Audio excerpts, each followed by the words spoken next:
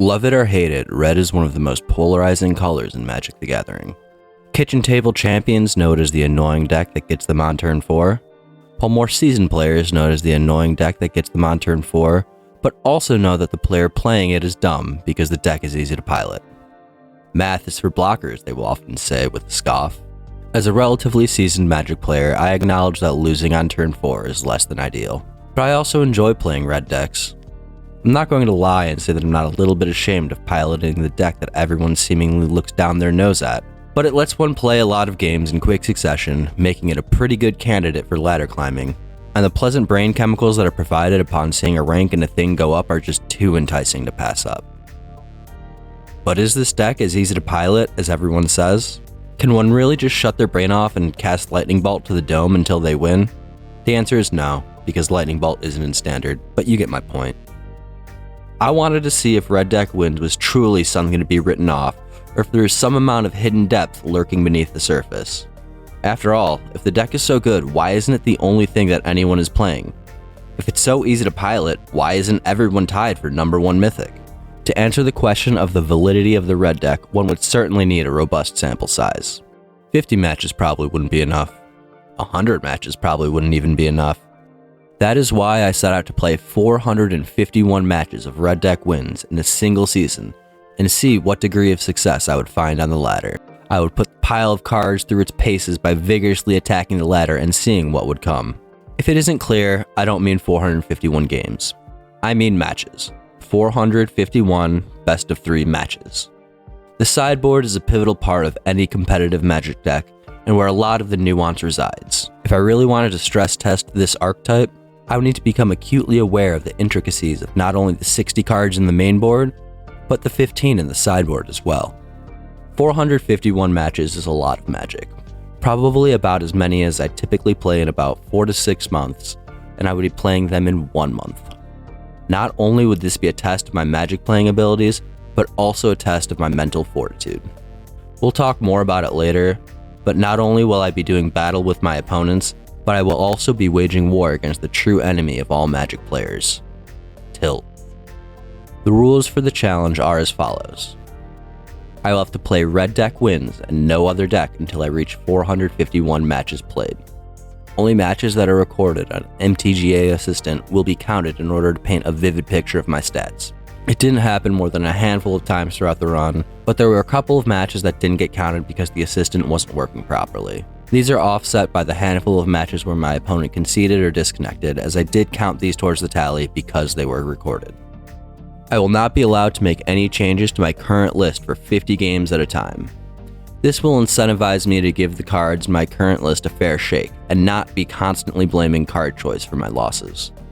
When making changes to the deck, I am allowed to take out any card in the sideboard or the main board, but the deck must remain mono red. No splashing another color for a card or two. The purpose of this challenge is to play Red Deck Wins, not Boros aggro. With the rules laid out, there is only one thing left to do. Like all competitive but still amateur Magic players, I copy-pasted a list from some tournament results and got to playing my first 50 games.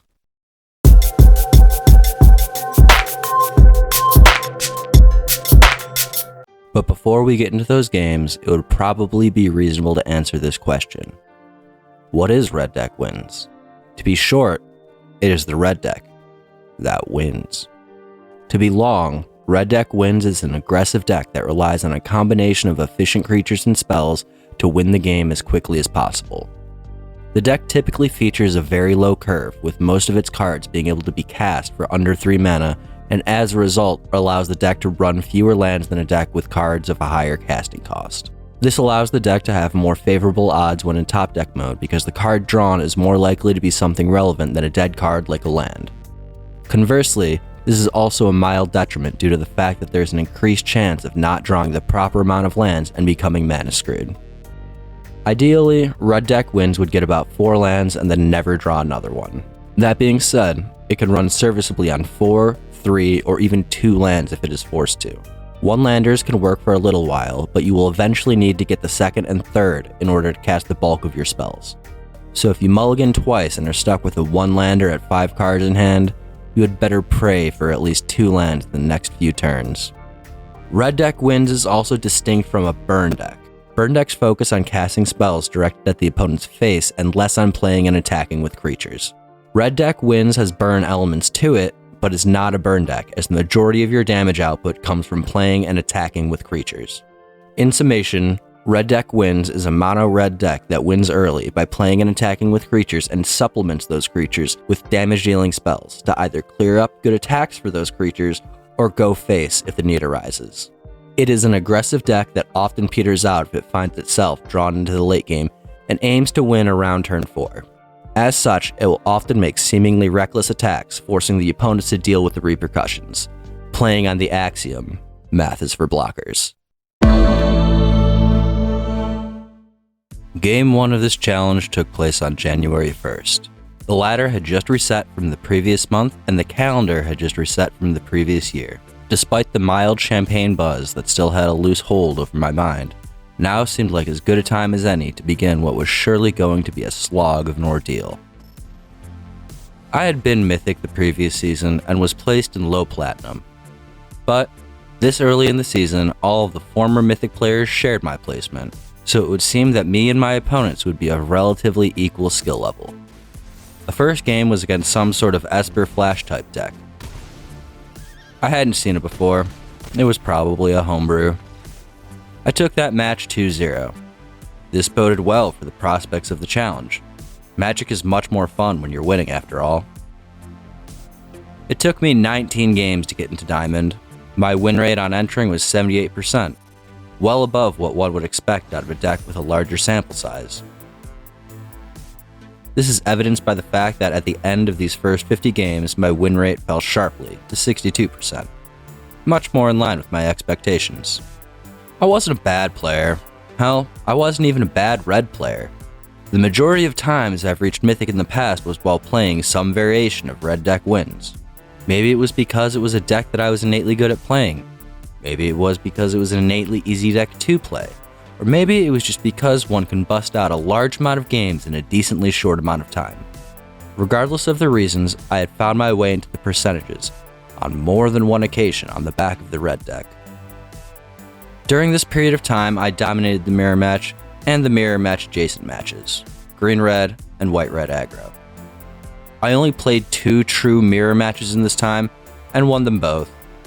Where I really outperformed was the offshoots of green-red aggro and white-red aggro. Maybe it was just because my list was flat out better, but I walked out of the majority of these matches with the win. This would at least partially change in the latter portions of the challenge. I had mixed success with the control decks during this time. Either I would get too far ahead in the early game for them to catch up and I would win, or I would putter out after a few turns and they would win.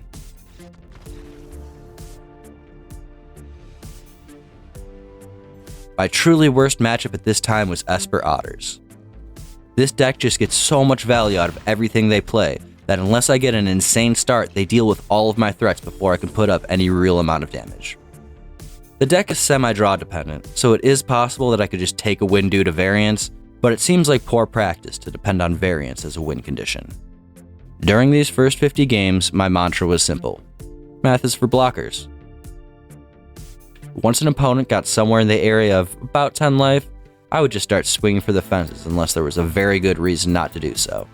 This might explain my respective win rates. Against other aggro decks, in particular the weaker aggro decks, the math is for blockers strat would probably serve me well. These decks are not equipped to block. If they are doing so, they're probably on the way to Losersville. But with the more value-oriented decks, it could be the case that it would behoove me to be a bit more meticulous with my resources, because each one has to go that much further. Another issue could potentially lie in my sideboard. Tectonic Hazard has seen basically no play during these first 50 games, as I've yet to run into a single instance of the token decks that are the reason for its existence. It does nothing of note against the aggro decks that I am already quite well positioned against, and does nothing against the control decks that I am struggling against. So it has to go.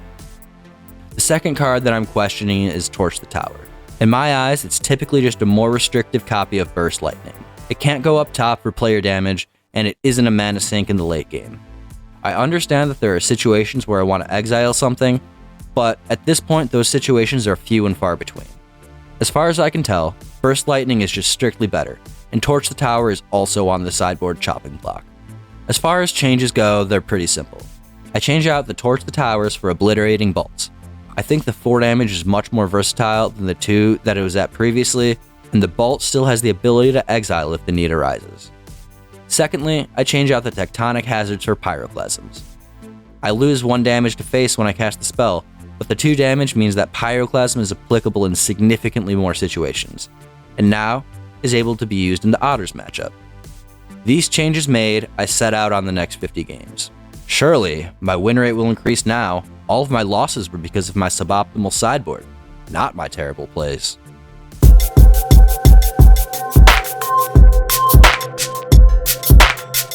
The first meta deck that I'm going to talk about is Esper Otters. This pile of cards is the bane of my existence for a significant portion of this challenge, and serves as the primary antagonist throughout the challenge. This 3-color deck is an aggro deck, comparable to red deck wins, but that is where the similarities end. Where the red deck can run out of steam, this deck can just keep going like the Energizer Bunny. This is accomplished by way of bouncing and reusing one's own resources again and again and again, using cards like This Town Ain't Big Enough and Fear of Isolation.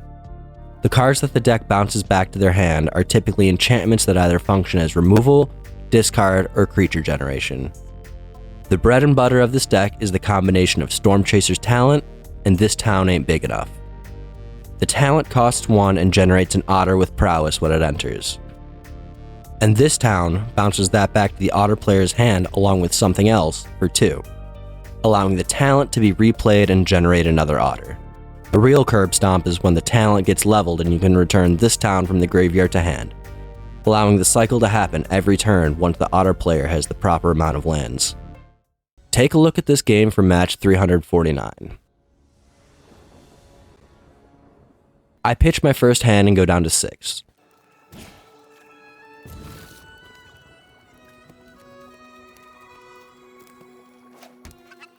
The cards start to hit the table and my opponent immediately plays a Hopeless Nightmare, making me discard my Swift Spear.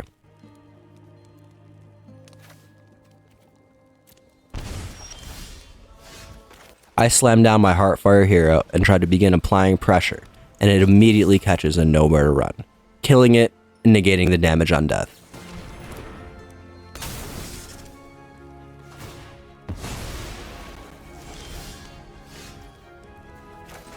I rebut with an Emberheart Challenger and get in there for 2. But this second mouse also catches a Nowhere to Run, and my board is empty once again. Now the only creature I have left is the Manifold Mouse, an enabler with no payoff. For my turn 3, I play this card and hope that it doesn't get answered.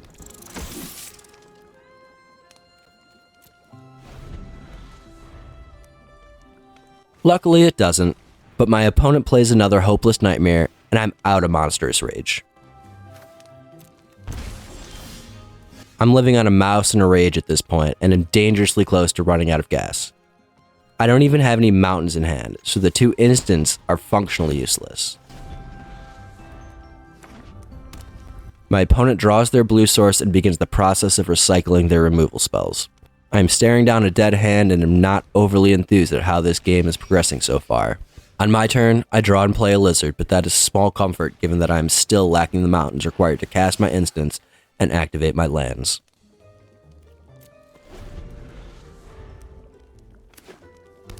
The opponent removes my mouse and plays the Stormchaser's talent. Now all I have left is my Lizard.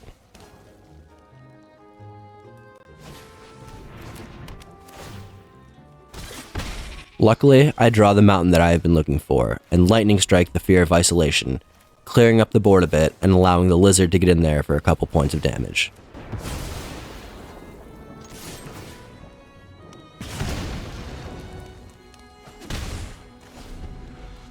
But low, my opponent has the This Town and bounces back the Nowhere to Run and the Hopeless Nightmare. The former deletes my Lizard and the latter threatens to make me discard my last card in hand.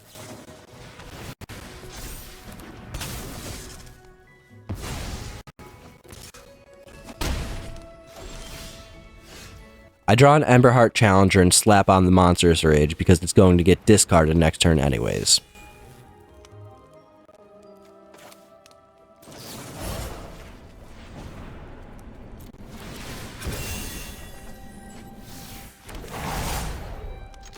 The big boy mouse gets in there for 6, leaving my opponent at 8. But now, I'm in full top deck mode.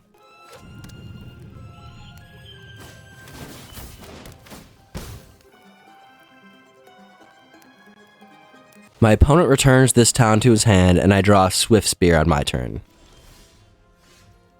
I buff the challenger to see what I can get, but it's nothing that I can cast.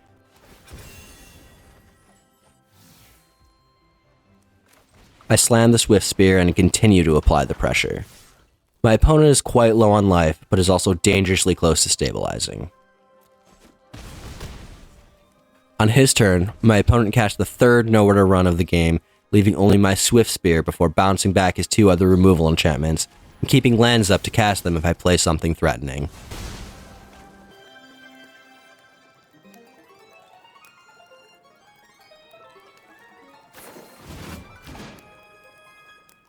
This next turn is the misplay that costs him the game.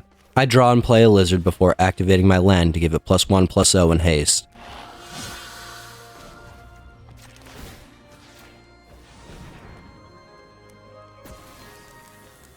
He should have removed it at some point before I attacked, but did not, and takes 2 damage from the lizard ping and the Swift Spear attack.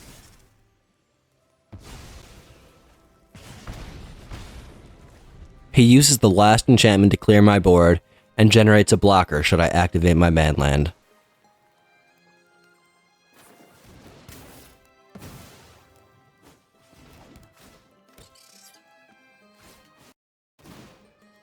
I am now completely out of resources, and he is almost stabilized. I draw, play, and swing with the Screaming Nemesis to take him down to a 1, but he can absolutely kill it on his turn.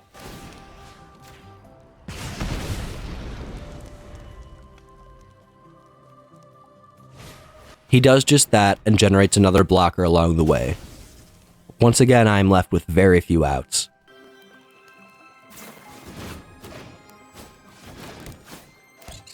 I do find one of those outs, however, as I top deck Burst Lightning and send it face for lethal.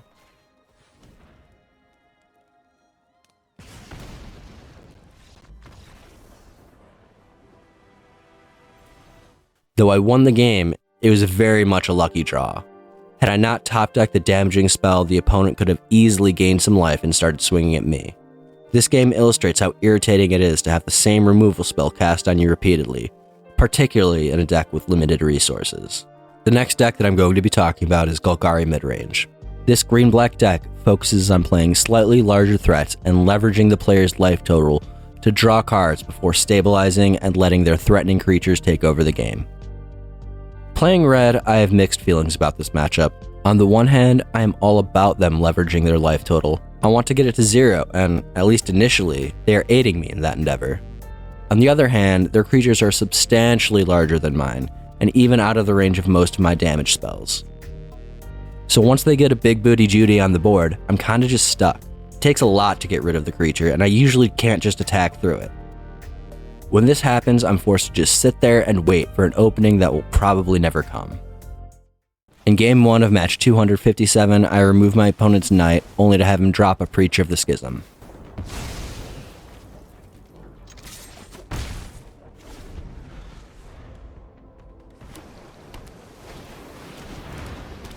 I follow this up by dropping 3 Hired Claws.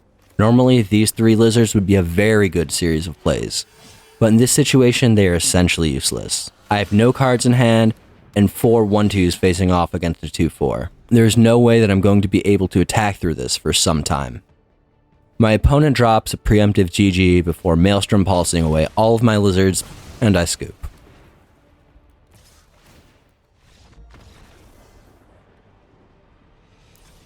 In Game 2 of this match, I develop a decent board early on and begin pushing for damage.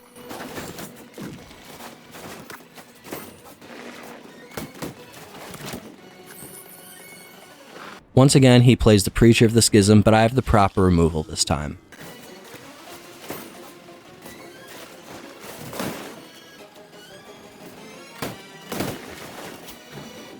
After removing the Preacher, he follows it up with a Sheoldred, and I have to 2-for-1 this Judy of the Large Booty.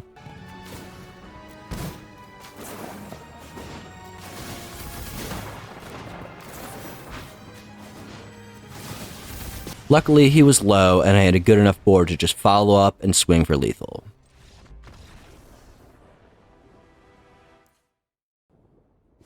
Game 3 and I keep a very sketchy one-lander. I play a Swift Spear and pray, but luckily I am rewarded for my boldness, and am gifted with the mountain that I require a turn later. I follow up this land drop by playing another Swift Spear and attacking, hoping to bait my opponent into blocking so I can get his Dread Knight with a Monstrous Rage on a Swift Spear. He does not take the bait, but he does take 2 damage.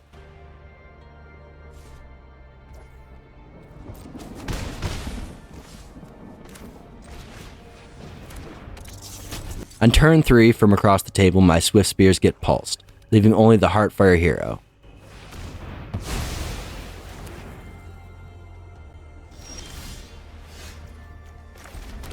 After a bit of deliberation, I remove the knight and develop a lizard, while getting my mouse in there for a point of damage.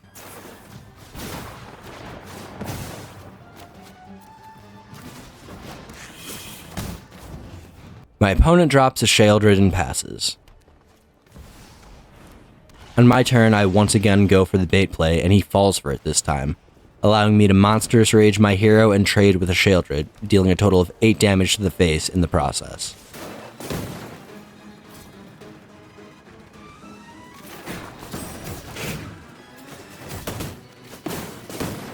My opponent retorts with another irksome creature, Glissa. The first strike Death Touch combo is really annoying and makes it difficult to attack into. Luckily, I have a decent enough Dragon Turn set up and get in there for 3 with the Flying Hasty Fellow.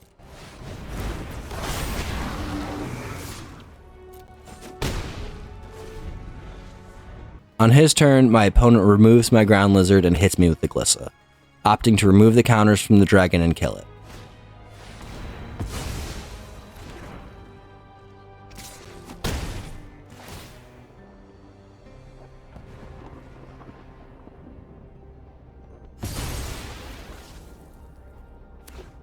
They then follow this up with another Preacher of the Schism onto my empty board. The deck giveth and provides me with another Heartfire hero. Combined with the Monstrous Rage in my hand, this card will deal lethal when it dies. All I need is for my opponent to attack, and I win. Luckily, he does not see the 1/1 as a threat and attacks.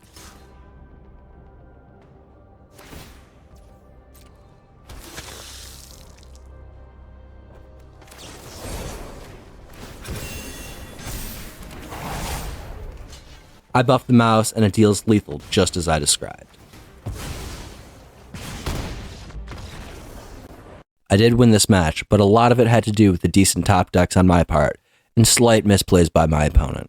If there were just a couple fewer burn spells on my end, I could have just as easily gotten lost behind a wall of Sheoldreds and Preachers. The final deck, or decks, that I'm going to talk about in this segment are what I consider to be the mirror and mirror adjacent. The mirror is obviously red deck wins, while the mirror adjacent is green-red. I had good matches against the latter early in the challenge, but that changed pretty quickly as I started facing off against more competent players. The red deck wins mirror is almost always going to be a race of some sort, and the green-red matchup has tools at its disposal to win that race that I do not. Mono red has more bursting potential, while green-red has more longevity. It is this longevity that is often the key to their victory.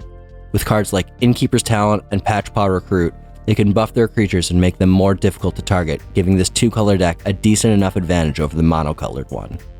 I don't have any footage of the Innkeeper's Talent in action, but match 333, Game 2, can illustrate both the value of the rabbit and a concept that can give the edge in the mirror and mirror adjacent matches. I mulligan down to 6 and play a Heartfire hero turn 1, only to have it promptly removed. Turn 2, I play the Lizard and pass. My opponent plays a land and passes. Turn 3, I try and get in there with the Lizard, and it gets removed when I go to buff it. This is that concept that I spoke of earlier, holding back on developing a board so you can deal with what your opponent plays. Now that my opponent has dealt with the threats that I have played, he is more safely able to develop his own threats, and it is now my job to play catch up. In this game, it is too late for me to do that, as he has created quite a board state and I am low on damage spells and life. Even if I could get around the Patch Paw recruit buffing other things when something is targeted, my opponent is too far ahead at this point for me to do anything, and he just keeps swinging until I am dead.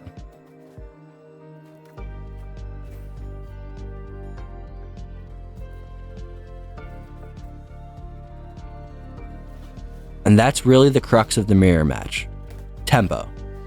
You need to keep it if you have it, and get it if you don't, because without it, you will lose the game.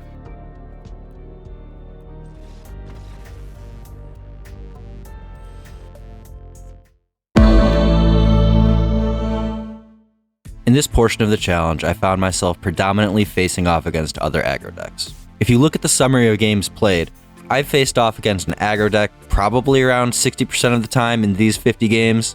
The majority of these games were against Esper Otters or some offshoot thereof. My win rate against the main deck was a cool 85%, a marked improvement from my previous 50 games. Where I sort of fell off was in the mirror. For the purposes of this discussion, I'm including green-red aggro in this categorization. They're basically the same deck with some tweaks. The differences aren't substantial enough to comment on, so if you're interested in the minutia at this moment, go and look at the two lists. Between the two decks, I had a roughly 44% win rate, and that was not good. I'm not sure if the green list is just better, or my opponents are just better, but I will need to be better if I want to come out above 50% in this matchup. My control matchup is still crap, but I've basically seen no control decks, so who cares for now. At game 81, I get gatekept at Mythic and make my tilt-induced descent. But by game 85, I'm back at the top of Diamond, facing off for my entrance into Mythic. I win this game and saunter in the highest tiers of the ladder. One thing I'm just shocked about is how high ranked these players are. I've made it to Mythic before, but have never gotten into the numbers. And here, I was facing off against number 24. I credit this mostly to the fact that I got to the top of the ladder early, and certainly expect to fall in rank once the more competent players get here. But for now, it's just a little surreal being in the top 500. Deck change-up time. I look at the sideboard and still don't really like the Obliterating Bolts. They seem a bit clunky, and I don't really care about Exile that much. I cut those two and some other cards and start to make my additions. I add 2 giant Cindermaws and 2 Abrades. I really want the no life gain effects when I want them, and I feel like the decently sized body can at least make a blocker in the aggro matchups. I add in the Abrades strictly because of Authority of Consuls. This card doesn't necessarily beat me, but it makes my life so annoying. I've even seen people go so far as to main deck the card. Why? How many matches has this card been dead in? Is it worth that just to clown on red players? So I needed some artifact hate.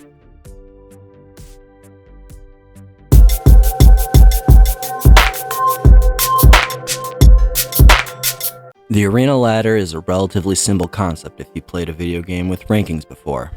There are 6 different ranks: bronze, silver, gold, platinum, diamond, and mythic. The progression system for bronze through diamond is essentially the same.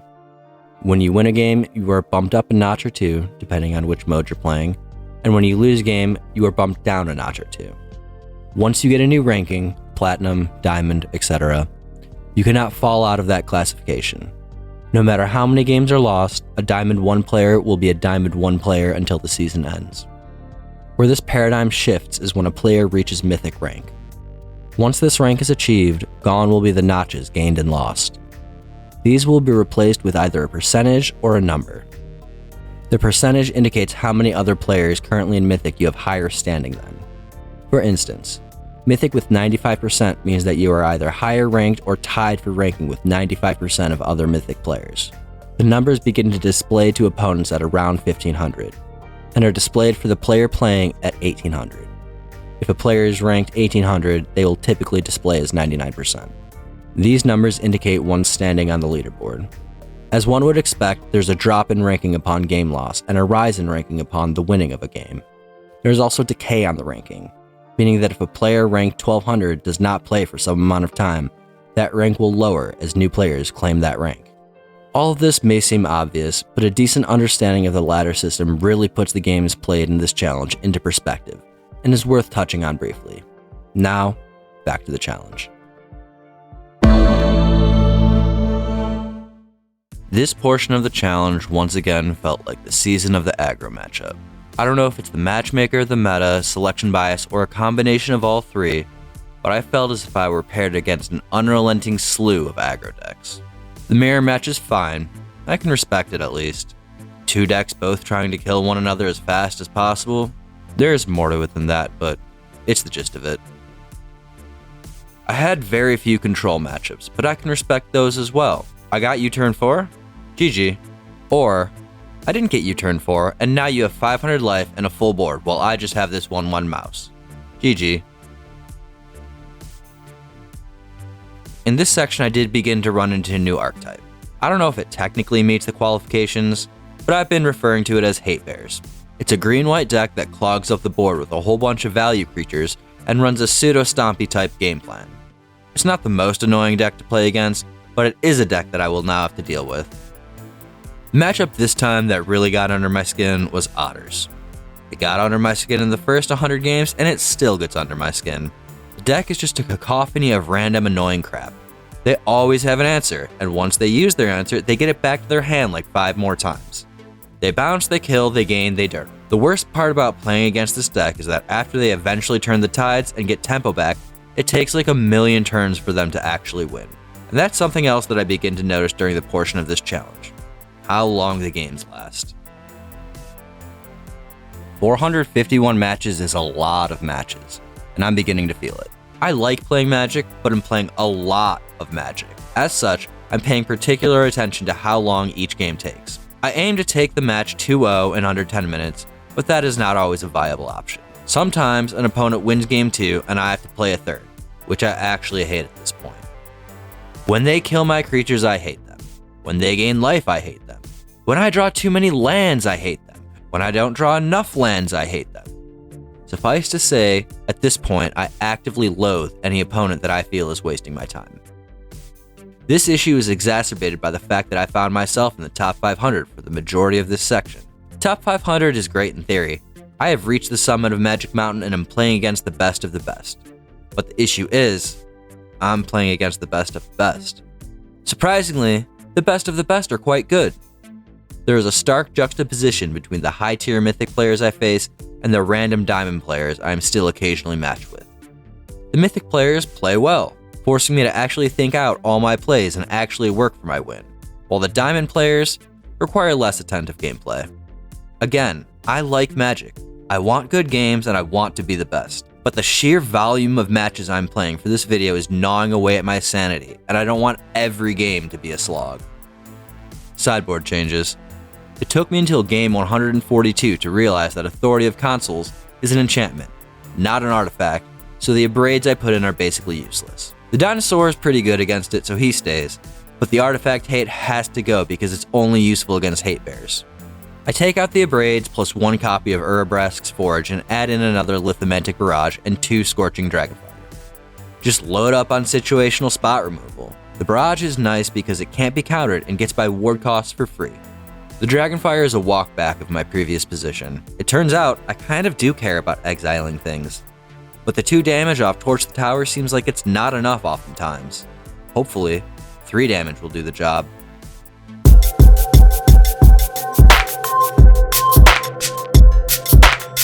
When playing any deck, the first question that will typically arise is what to do first. Personally, I would suggest playing a land, but I'm not your boss. Jokes aside, there's very little deliberation to be had about what land to play first and red deck wins. I'll give you a hint. It's a mountain. But now you have your mountain in play and untapped, what does one do next? The answer to this question is complicated. If you are playing first, you almost always want to play a creature. If you don't have an untapped red source and a 1-cost creature, my suggestion would be to mulligan until you do. Some creatures are better than others turn 1, but a creature is better than no creature, especially before you know what deck you're going to be playing against. If you have options for creatures, the best choice is largely context dependent. Heartfire Hero is red deck wins bread and butter, so it would seem like an obvious choice to get out there early. This is the case only if you can follow it up turn 2 with the Manifold Mouse or your land activation, and are feeling lucky that the opponent does not have a removal spell. If the hero gets cut down turn 1, that is bad. If the hero catches a go for the throw after being targeted with the Manifold Mouse, that is bad. In both cases, the linchpin of your strategy is essentially wasted, and this is not what you want to happen. But if you are feeling bold, the mouse is not a bad choice, because if it doesn't get answered, it is a very good turn 1. The second option is Hired Claw.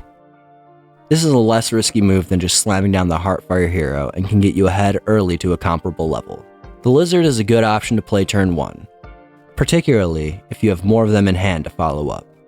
Turn 1 Lizard into turn 2, 2 more Lizards, generates 3 to the face plus the 1 from the attacking Lizard, so that is nothing to scoff at.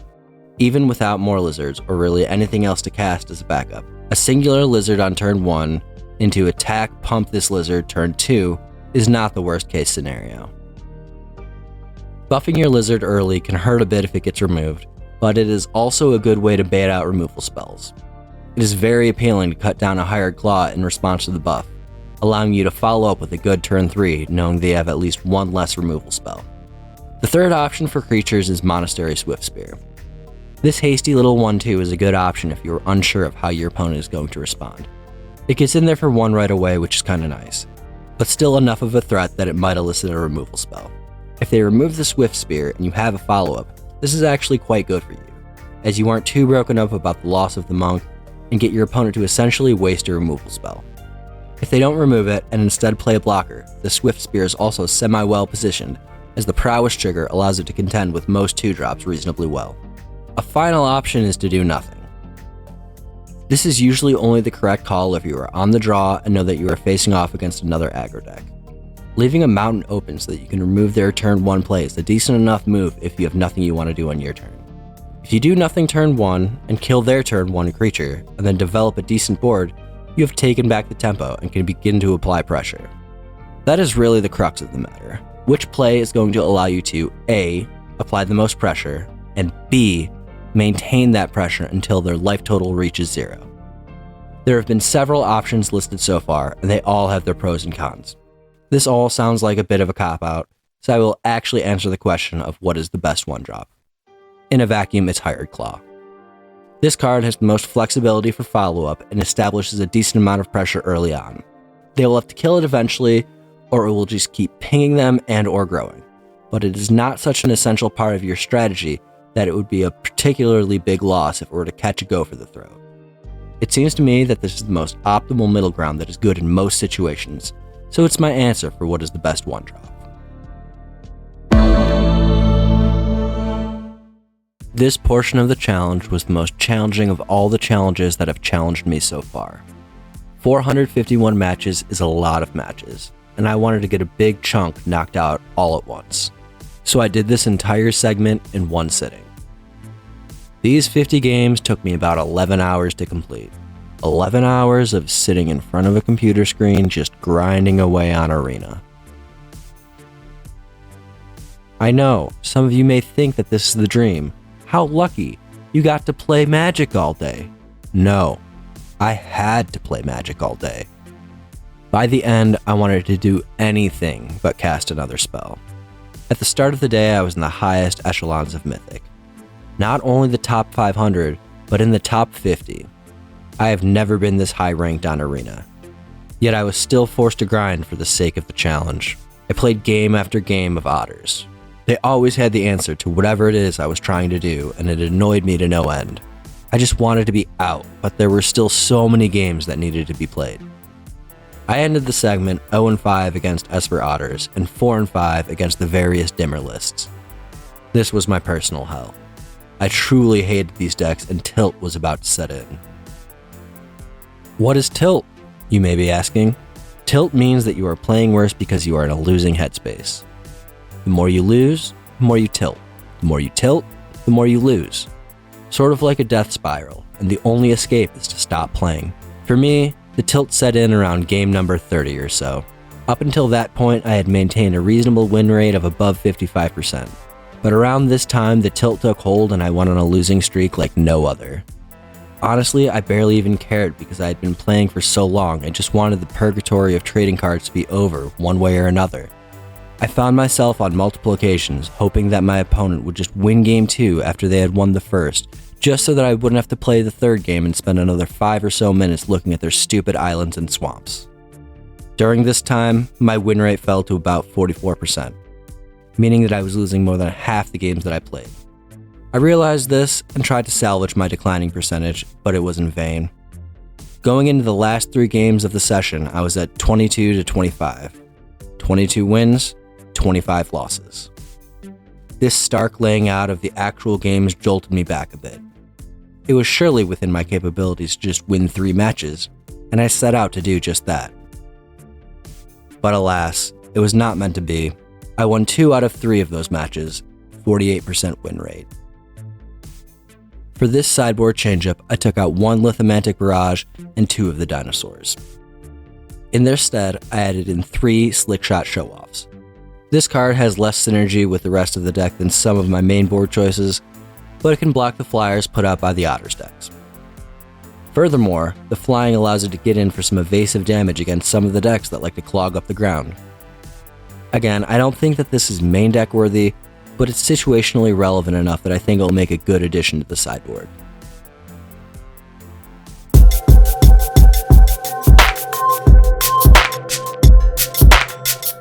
To continue with the analysis of the metagame, there are 2 more decks that need to be covered: Zur and Hate Bears. There are certainly other decks that I played against during the course of this challenge, but in the interest of brevity, only the most prolific ones will get a thorough examination. Zur is the primary control deck in the current meta, and as such, the dichotomy between it and red deck wins is one as old as the game itself. The red deck is trying to win as quickly as possible, while the control deck is trying to stave off lethal damage until it can begin to play its large spells and recoup or make irrelevant the life it lost early in the game. Game 2 of match 253 puts this dichotomy on full display. I start off strong with a Hired Claw turn 1 and an Emberheart Challenger turn 2. Getting in there for a total of 4 when I swing with the pair. My opponent is playing tapped lands early, as Zur decks do, so this is my opportunity to get some damage in before he can begin to form a semblance of a defense.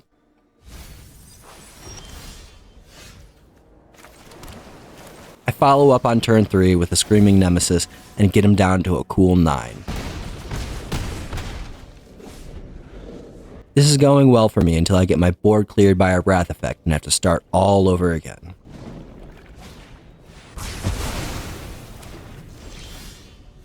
I play and buff another challenger, taking him down to 6 in terms of life before he plays a Bezra and goes back up to 10 and stuffs my ground attackers all in one fell swoop. This is the beginning of the end as he quickly begins to stabilize.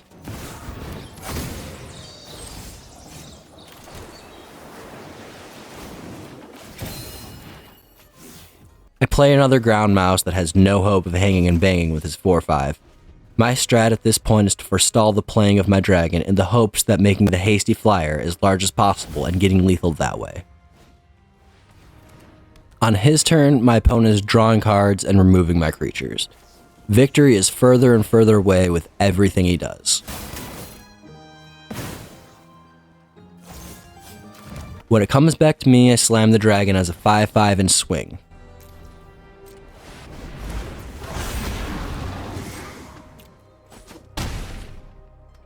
This is kind of a Hail Mary, but if he doesn't play a flyer, doesn't gain any life, and doesn't remove the dragon, I have him next turn.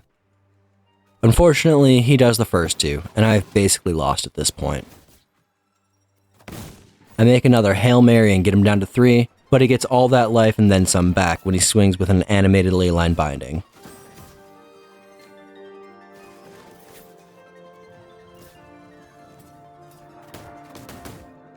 He has broken my back at this point, and all other plays just solidify his victory, so I scoop him up before too long.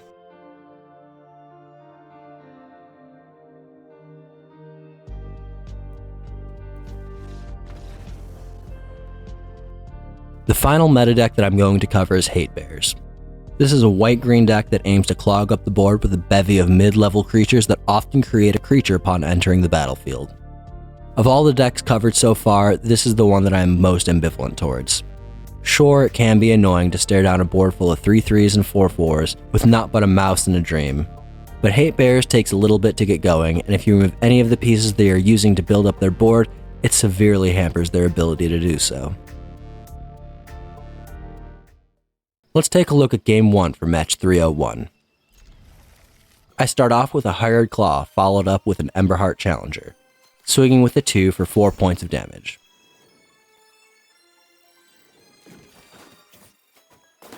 My opponent tries to set up a blocker by playing a Pegasus with lifelink, but it gets stuffed to a Burst Lightning, allowing me to take my opponent to an 8.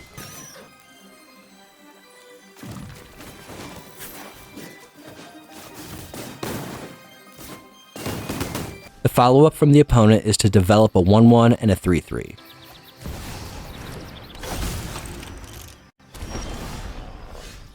For my part, I check what I can get off the Challenger and just go full Mathis for blockers and swing all out, knowing that I will lose some creatures but still be able to push for some damage.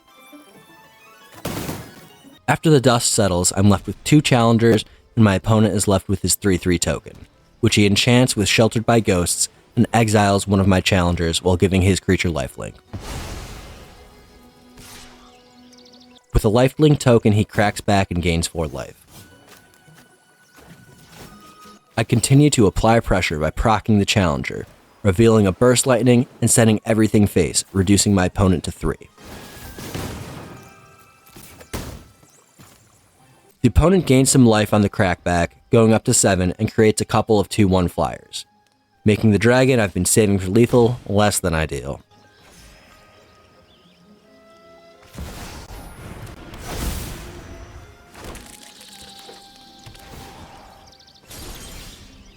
I get a Nemesis off the Challenger proc and send the 3-3 at the opponent.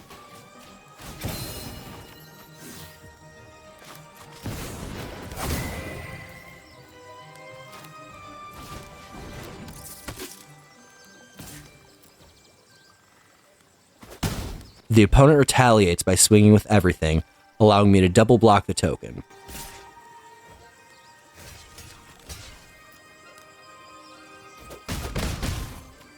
I get rid of the lifelinker and I'm left with 1 Emberheart Challenger plus the tapped Nemesis. The board across from me continues to grow as he generates another set of 2/1 flyers. On my turn, I play the dragon as a chonky body and decide to leave it back as a blocker against the slew of flying 2/1s that threaten my 8 life total.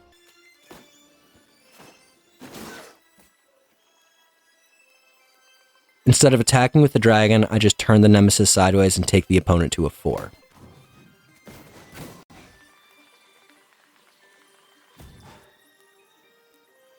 My opponent holds back some blockers in order to stave off a lethal swing, but it matters not as I top deck a Burst Lightning and cast it with Kicker for lethal. Granted, I did win through a lucky top deck. This game more or less shows the dichotomy between the two decks. As always, Red is trying to get in there early and then eke out the last bit of damage with burn spells. Hate Bears is also trying to get in there early, but there is not the life total, but its board presence. I did a pretty good job of shutting this down early, but struggled to do so later in the game. If I hadn't top decked the 4 damage that I needed, I could have just as easily lost to the abundance of flyers and ever-growing amount of creatures across the table for me. This portion of the challenge did not go much better than the last. It was also not any worse than the last, as the win rate was exactly the same. Feeling a bit burnt out from the binge play session for games 151 to 200, I took it a little bit slower this time, but I found myself in the same place regardless. I find myself at the point in the challenge where I'm simply going through the motions in an attempt to get the games played, and this blithe attitude is more than likely reflected in my gameplay. I predominantly played off against other aggro decks in this section. It is currently a very aggressive meta, but still, one would think that I would play more than 2 matches against the Xur deck. No, I'm still butting heads with the various Otter decks. Mainly Dimmer at 11 games, with a non-negligible amount of Esper games at 9. I still really hate playing against this deck. It just seems like every time they have all of the answers to everything that I do, and stop me just shy of getting lethal. I've said it before, and I'll repeat it until it actually happens. Going forward, I need to find a way to deal with this deck, particularly if it's going to represent so many of the games that I'll be playing. Another interesting matchup is the green-red aggro deck. This deck is very similar to mine, but with some slight changes, namely the addition of green lands and cards. In previous segments, I had no issue in this matchup, but in this section that changed. I played against this deck 6 times and lost against this deck 6 times. I don't know what it is. Maybe the tilt's been getting to me. Maybe it's the hubris of thinking that my list is just better and I cannot possibly lose, only to find myself doing so again and again and again. Or maybe it's just that they're better players than I am. Besides the cards that my opponents are playing, the cards that I am playing could more than likely be played better. Previously, I was decently aggressive with my mulligans, going down to 5 cards without batting an eye. However, I often found myself with a no-lander after mulliganing twice, which is basically a death sentence. There has to be some sort of middle ground. It just seems like if I don't have a 1-2-3 curve against most decks, I lose. In the Otters matchup specifically, if I keep a hand with 2 smaller creatures, they are going to die to removal. In that matchup, it just seems like any amount of creatures will get killed or bounced, but this might just be the tilt talking. Regardless, working on optimizing my mulligan strats is a cornerstone of my future success. Once again, we find ourselves in new sideboard territory. I found myself noticing that despite my changes that specifically target Otters, I have almost nothing that I want to put in against the deck. The Lithomantic Barrages are good in the Esper matchup, but less so in the Dimmer one. The Volcano Cat is good, but it costs 4, and I feel like it's just a dead card in so many matchups. I am liking the Pyroclasms though. They are solid against Hate Bears and serviceable against the other creature decks. Another card on the chopping block is Urbresk's Forge. It's actually trash against Authority of Consuls. Actual, unplayable trash. I hate having to deal with consoles, and I feel like I need to find a solid sideboard answer to it. Gone are the Forges, a cat, and some of the other cards that I don't feel were working particularly well. In their place, I added back in the Torch the Towers because I have now come around on how nice the removal is, especially in the mirror. The Forges and Cat got replaced with Squee and a Dragon. These cards both go into the top of my curve, but for different reasons. Squee is there because he is value. If the Otters deck is going to use the same removal spell over and over again, I'm just going to play the same creature over and over again. I'm not sure how I feel about the Dragon. I think it's better than the Forge against decks that run consoles. I mean, I know it's better against consoles decks. Everything is better than a Forge against consoles. But the fact that I can play it for basically any cost seems to give it a lot of versatility, and I'm interested to see how that works out in the coming segment.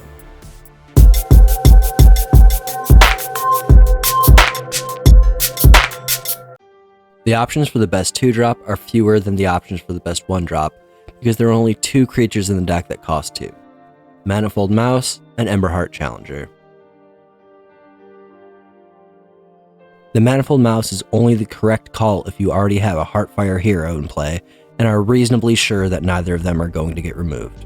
If either do, this is almost assuredly a loss of tempo and you do not want that. Emberheart Challenger is a slightly better choice but still has its risks. Initially it is but a lowly 2/2 and gets blocked with relative ease. This card is also your main source of card advantage later in the game.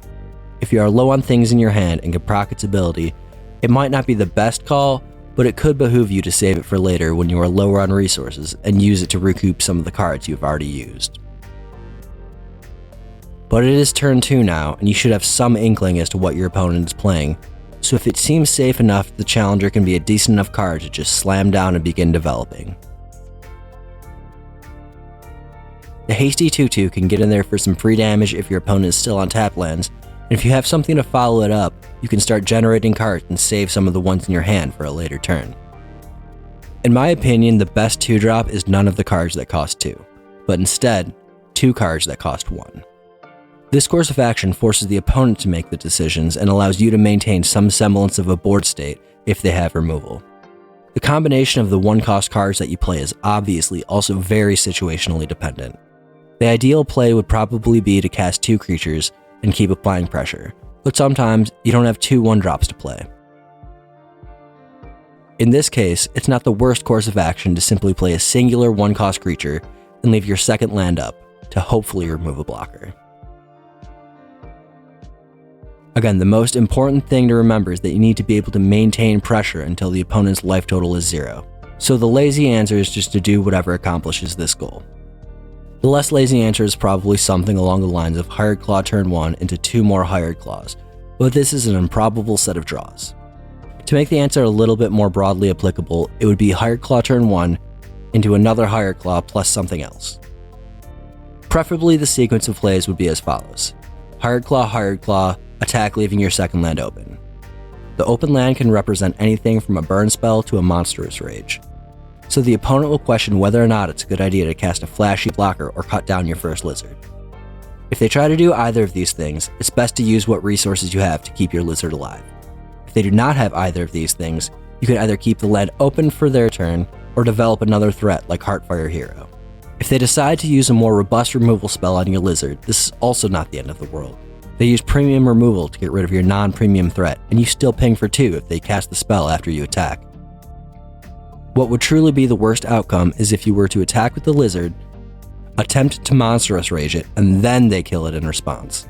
You just gave them a 2-for-1, and you really don't want to do that. 2-for-1s are always bad for whoever loses the 2, but they are particularly bad when your red deck wins. Your resources are decently scarce, and you need to use them as efficiently as possible, and being on the losing end of a 2-for-1 is the opposite of efficiency. Whichever 2-drop you deem acceptable, just be aware that it is a building block to where you will be later in the game. Getting your Emberheart Challenger stuff to a go for the throat is bad but not game ending. You could come back from such things, but it's more difficult to do when there are more things to come back from. Again, you need to be able to apply pressure until their life is 0, and just always bear that in mind when deciding which card to play.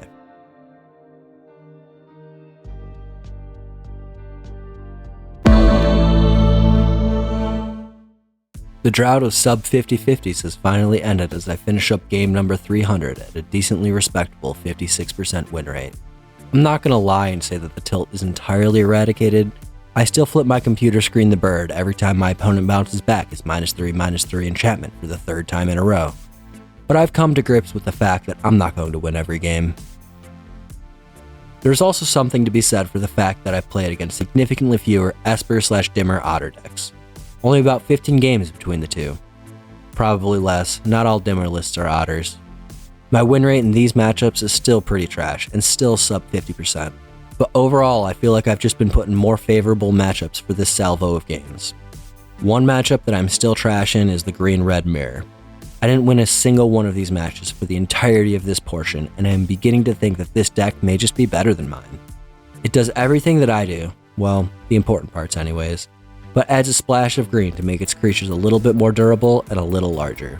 This means when I play it, the opponent is equally comfortable racing me as he is to hang back and block. Overall, I'm feeling my gameplay improve. Despite the fact that I've fallen on the ladder since 100 games ago, I am more confident in my plays and my mulligans. I'm getting a more robust innate sense of when to apply pressure and when to hold back, and my instinct for when they have the answer is keener than ever. My losses at this point are largely due to variance more than capability, and I've become more able to roll with these losses than I have previously been. It only took 300 games for me to get to this point. The sideboard changes were very good in the last segment. The MVP of these games is the freshly added Dragon. This card is clutch more often than it is not, and I'm a big fan. The evasion provided by flying is so nice because so many of the decks in the meta like to clog up the ground, and dumping all of your mana into a 4/4 flyer is very, very nice. The card also serves as a way to fill out your curve. While a 1/1 flyer for 2 is not very impressive, it's still something to do as you attempt to maintain the pressure you are applying. While the Dragon is good, we should not sleep on the Squee. Authority of Consuls is still bad for him, but the token he makes comes into play attacking, so the tap effect is irrelevant. They gain a life, then either block or lose a life. Fair exchange. While the 2 power on Squee is nothing to write home about, the fact that he also makes another body when he attacks is very nice. One of the things that I've learned playing this deck is that it is often best practice to let the opponent play themselves, and the addition of another attacker gives them another opportunity to misplay. The Recursion is nice in the longer matchups, but it's only been relevant a handful of times. 4 mana to bring the Goblin back into play is totally fair, but it's also something that you're probably only going to be doing if there are no other plays available. That being said, there are often no other plays available, so it's not entirely useless. The sideboard changes this time are minimal. Going forward, I took out 1 Lithomantic Barrage and added back in the 3rd Torch the Tower that I took out so long ago. The barrages are good, and not as limited as you might think, but I have come around on Torch the Tower, particularly given my abysmal win rate against Green-Red. I actually do want to exile the creatures instead of just letting them explode and deal me damage. The other change I made is in the main board. I've been so impressed with the Shivan Devastator that I've added one to the main list in exchange for one Screaming Nemesis. The Nemesis is good, very good. There are seldom times when I'm not happy to see the card, but there are times to be sure. Nemesis is hard to hit off an Emberheart Challenger. It's not very good if they have dudes with big butts. It's actively bad if you're on 2 lands with it in your hand. The Dragon is better in all of these positions, and while not a better card all of the time, being a better card some of the time is good enough for it to be a one-of in the main deck.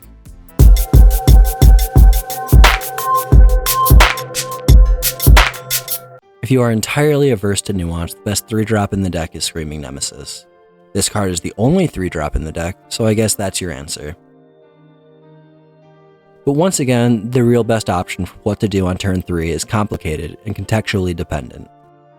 Sometimes the Nemesis is the best thing to do on turn 3. The card is very good and is the epitome of a must-deal-with threat. If turn 3 rolls around and it looks good enough, there are worse plays that can be made than just slamming the 3/3 and turning it sideways. But you don't always have the Nemesis. Sometimes the Nemesis isn't good. You may have sussed out that they have a removal spell. They have a creature that can block the Nemesis. A third scenario that I'm too lazy to think of. What to do on turn 3 and beyond is really just how to play the deck. Remember that you are trying to get them to 0 and have to do that before they stabilize. At this point in the game, if you don't have the tempo already, you need to get it. Get rid of their blockers and develop something threatening, sometimes both at once. This is often the turn of the Manifold Mouse.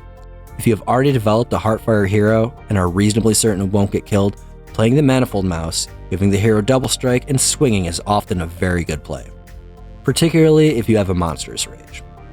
This combination of cards will either deal a substantial amount of damage to their life total or leverage the first strike aspect of double strike to beat down some of their blockers. Both of these outcomes are good for you. Turn 3 is generally when you want to begin to contemplate using the Monstrous Rage, as you hopefully have some creatures and can use this combat trick to swing and trade favorably depending on how they block. After turn 3, a red player hopes that there are not too many more. You should have victory at least in sight at this point, and if you don't, you may very well lose the game.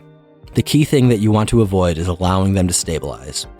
Once they do this, you typically have 1 to 3 turns to find the damage that you need, or just watch as your deck putters out into an impotent mess of lackluster creatures. If you do find yourself against a stabilized opponent, your options are limited. They more than likely have a board full of blockers, so attacking is oftentimes in vain. You need to assemble an amount of direct damage equal to or exceeding their life total. This can be done either through burn spells, blowing up your own Heartfire hero, or attacking into blockers with a Screaming Nemesis. Whichever avenue you choose to pursue, remember that once they stabilize, your turns are limited. Get their life total down or putter out. Those are usually your 2 options.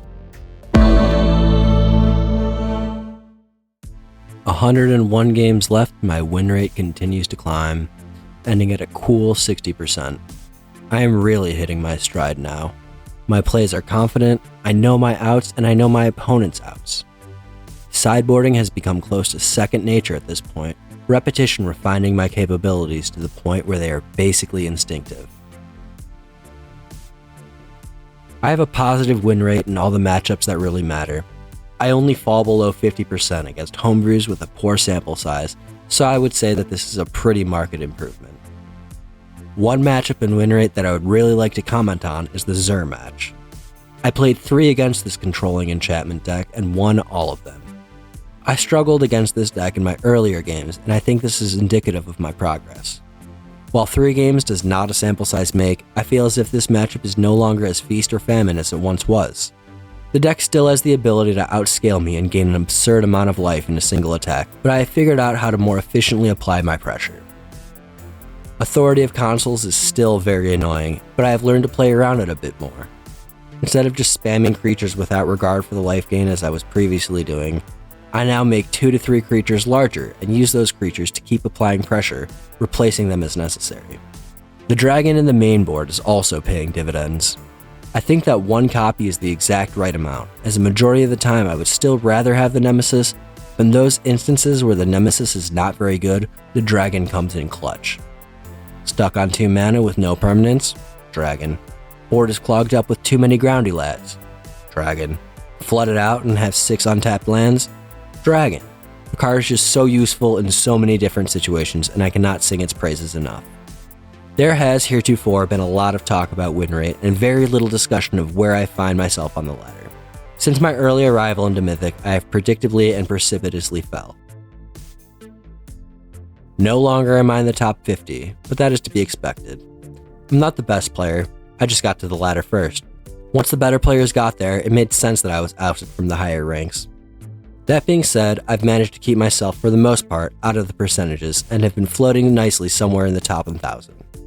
While this is a far cry from where I was a couple hundred matches ago, this is still a higher placement than I have had in my entire history on Arena. Granted, I am playing significantly more games, but still, it's nice to be performing well. Humility aside, I would still like to do better. I feel like it is very much within my capabilities to secure my spot in the top 500, and that is my goal for the next portion of the challenge. That being said, it's not like I have any grand scheme to accomplish this goal. It's not like I haven't been taking the previous games seriously, but it's my hope that as I continue to play, I will continue to sharpen my skills and I will continue to climb the ladder. This is the first time in the challenge that I have no real changes to make to the sideboard. I am very happy with the state that it is in, and I feel it is as well positioned as it can be. So, for the next 50 games, I'm just going to run it back. Top 500, here we come.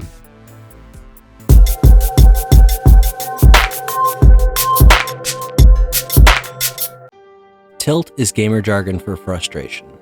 More specifically, frustration at a loss or a poor play.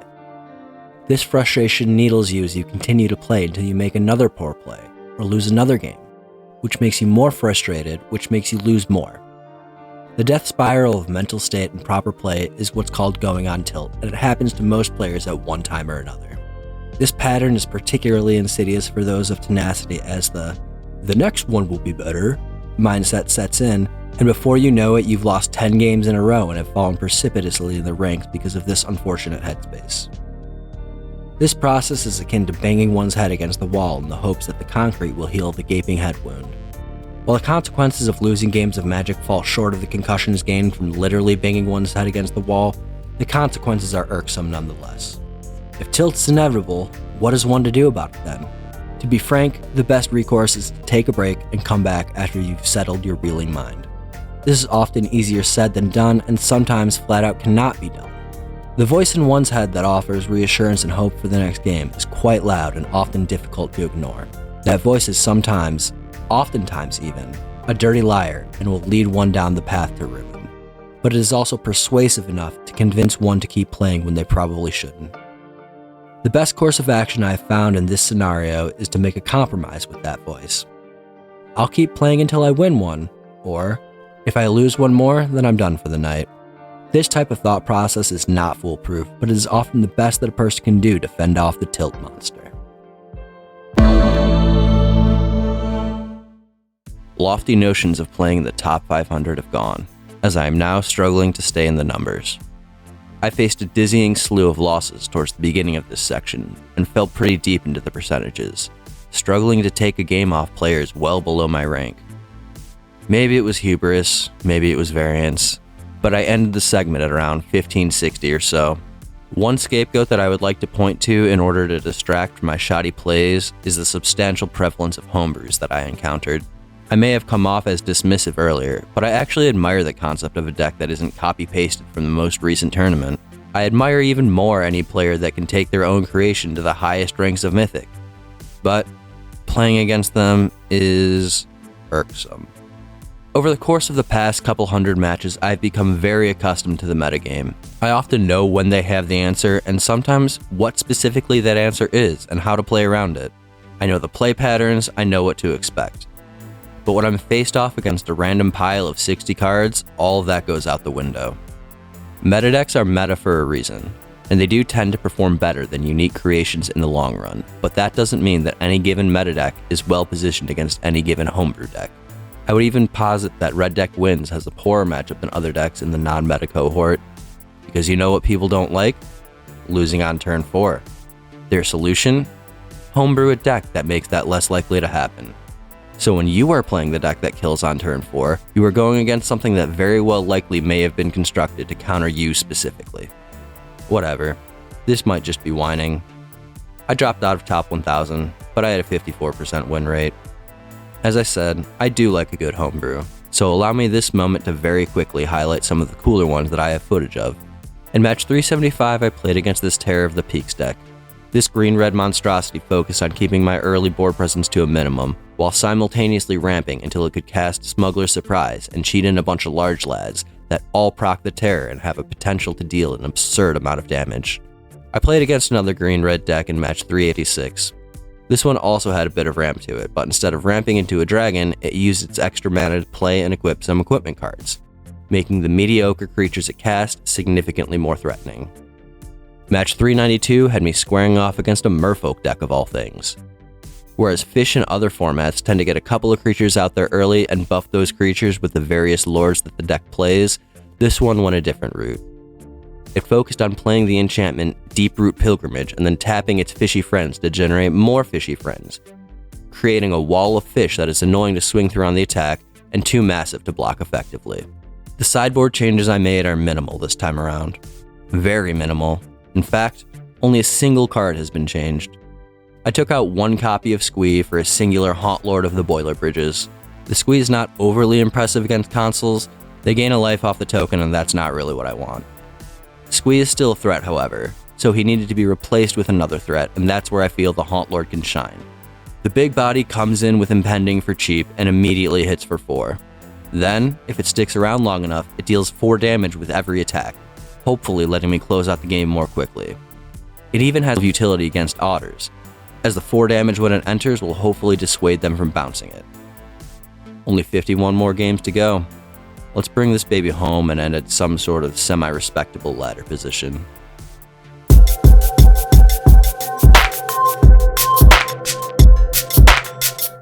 When it comes to playing red deck wins, tempo is the key. I've said it so many times in this video already, but it's such an important point that it bears repeating. But how do you get tempo, you may be asking? To get tempo early, you need a good curve. If a hand does not have at least a 1-drop and a 2-drop and the lands necessary to play them, it may be worth considering a mulligan. Even several mulligans if necessary. It's not ideal, but red deck wins can win on 5-card openings more often than one might think. The important thing is not having a lot of cards, but having the right cards. Usually if you are on the play, you want to start off by playing your 1-drop. If you are on the draw, this is also more than likely the correct course of action, but it may behoove you to hold back a burn spell to answer whatever your opponent plays. Use this strat cautiously though, because the early game is your best opportunity to grab the elusive thing known as tempo. Once you've played out your first couple turns, you may be tempted to never take your foot off the gas and just keep playing cards and swinging. This is often the correct course of action, but not always. If you find yourself losing tempo in the mid-game, it's probably a better idea to hold back on bad attacks until you can make one final strike, or find the burn spells you need for lethal. Even if you don't have tempo at this point, hopefully the opponent is at a low enough life total that you could win by way of a final Hail Mary swing combined with some face damage from burn. If you are unfortunate enough to find yourself in the late game, I'm sorry, but you are probably close to losing. There is always the possibility of top decking the damage that you need, but relying on variance for the win is not ideal. I wouldn't necessarily advise you to just scoop up your cards at the first sign of adversity, but there will come a point in some games where you are still at 20 life and simply cannot get the win. As far as more generically useful tips go, one that I found useful throughout this challenge is the value of swinging with all open mana if you are unsure of what to do. This lesson can be summed up succinctly by saying, let the opponent play themselves. If you have some combat tricks and some burn spells and feel confident in an attack, make the attack. Your opponent doesn't know what you have and can make errors while blocking. Errors that you can capitalize on. Another helpful bit of advice is to use the resources that you have sparingly, because they might be the only ones that you get.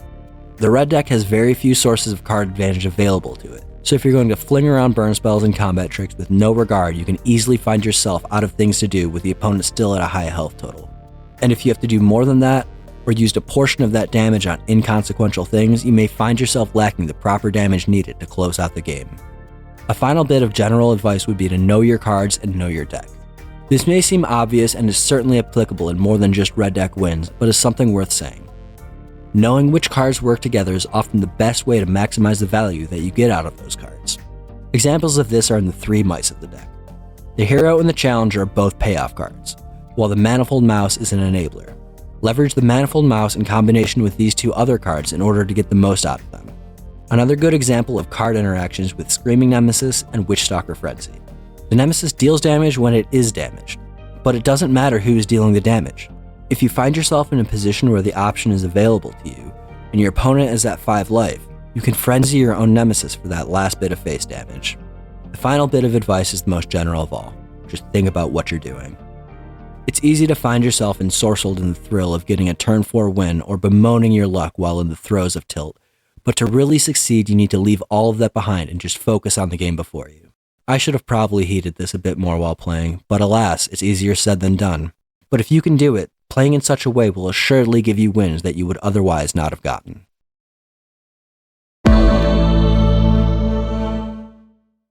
This final segment of the challenge may be the most disappointing so far. I spend the entire segment dropping in and out of the numbers, tilt looming ever ominous. I must admit in hindsight that I succumbed to it.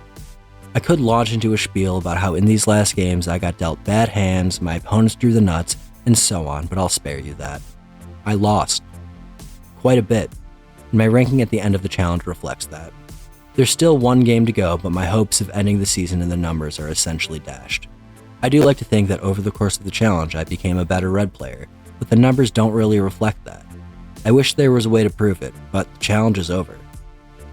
I don't mean to sound overly morose.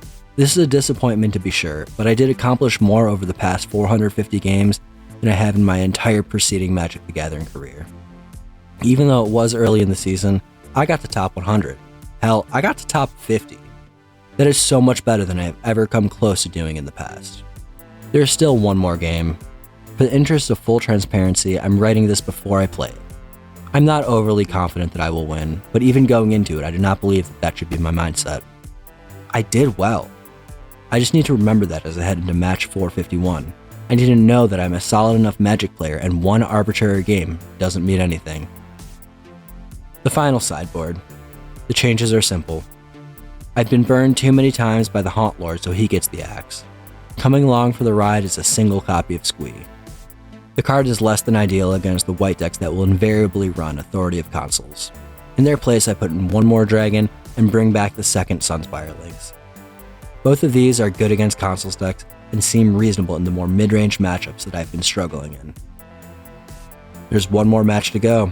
I don't know what I will be facing, but I face it meaning to win. Match 451 was honestly a bit anticlimactic. It was against someone very low on the ladder and they basically did nothing. I will obviously always take a free win, but this is really not a satisfying place to end.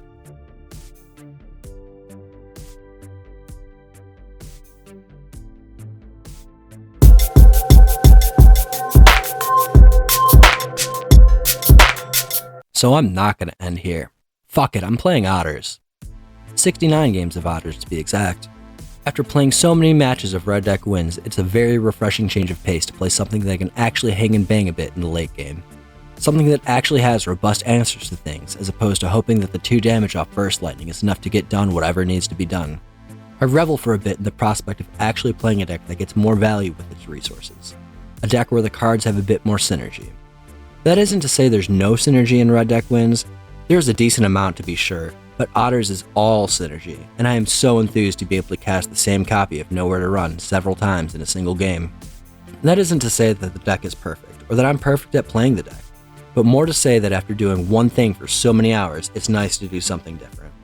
It also boosts my spirits to think that the lackluster ending of match 451 isn't the end, and now I have a shot at redemption with what I'm calling the Otters sessions. In my first game of Otters, I went down to 6 and settled on a 2-land, no-creature hand. I do have 2 Hopeless Nightmares though, so at least I can thin up my opponent's hand a little bit. On my opponent's turn, they cast a Consuls. Great, a main deck Consuls I think, before I remember that I'm no longer playing Red Deck wins and Consuls bothers me significantly less. On my turn, I cast Fear of Isolation, returning my Nightmare. The hand thinning continues as I begin the process of recycling my enchantments. My opponent plays an Up the Beanstalk, signifying that they are going to try to make it to the late game. So I continue to spam my Hopeless Nightmares in an effort to not let us get to that point. More stall comes down from across the table and more pressure from my side, I get out the Kaito and get a source of card advantage that red deck wins can only dream of. In the process, I return my Fear of Isolation to hand, enabling me to get value out of the enchantments that I already have in play. As the game goes on, my opponent continues to dirtle and I continue to apply pressure, getting the Hopeless Nightmare back to my hand before casting it again and taking the player across from me down to 1 card in hand. The opponent plays a Bezra, gaining some life and a little bit more board presence, but I have more than one way to deal with it and do just that. I play the Fear of Isolation, once again returning my Hopeless Nightmare to hand, and the opponent just scoops at this. Call it a cop-out if you want, but I ended the 451 matches with a week left in the season, and I did not come this far to not end up in the top 1500. I know that I was high in the ranks early in the challenge, but that counts less because the good players hadn't gotten there yet. I want to end on a high note, or at least a higher note than the percentages. The games are honestly a back and forth of me falling into the top 1500 and then right back out of it for most of the duration of these sessions. I ended the Otter sessions with a 56% win rate, and a slightly better coin flip makes it difficult to climb quickly. As I was playing the games, tilt got to me a little bit, but less so than in the final games of Red Deck Wins. I knew where I wanted to be, I just had to get there. And after 69 games, I finally achieved my goal of ending at 1156 on the ladder. It's not top 100, it's not even top 1000, but I've dragged this challenge on for long enough, and this is as good a place as any to end it. So what is the takeaway here? What did all the ladder climbing and the red deck playing really teach me? Well, despite the lackluster ending, I do feel as if I've become a better red player over the course of the challenge. I probably became a better Magic player as well, and this is somewhat shown in the Otters sessions. While obviously Otters is not Red Deck Wins, the games of Red Deck Wins that I played made me so excited to play against it with the Otters. I know what it's trying to do, and in Magic, knowing what your opponent is going to do is as important as knowing what you are going to do.